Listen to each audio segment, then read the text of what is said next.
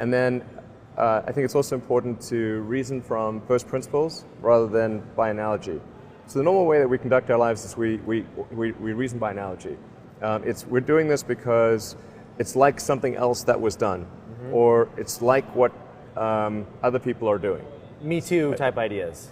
Yeah, Slight iterations take, on a theme, and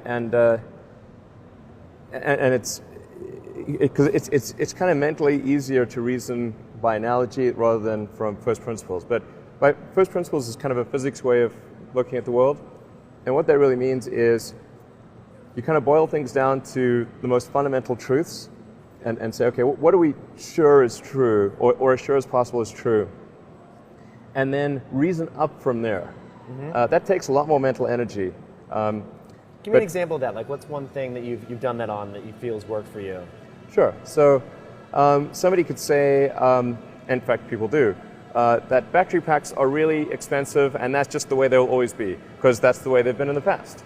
You're like, well, no, that's pretty dumb, because if you applied that reasoning to anything new, then you wouldn't be able to ever get to that new thing. Right.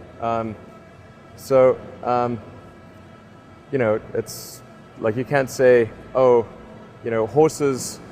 Nobody wants a car because horses are great and we're used to them and they can eat grass and there's lots of grass all over the place, and there's no gasoline that people can buy, so people are never going to get cars. Right. People did say that. And for batteries, they would say, it's going to cost. Historically, it's cost $600 per kilowatt hour, and so it's not going to be much better than that in the future. And you say, no, okay, well, what are the batteries made of? So first principles would be to say, okay, what are the material constituents of the batteries?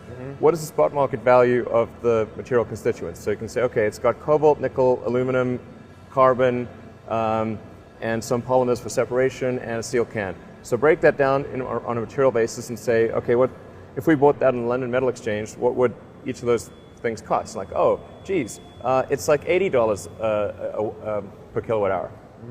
So clearly, you just need to think of clever ways to take those materials and combine them into the shape of a battery cell, and you can have batteries that are much, much cheaper than anyone realizes.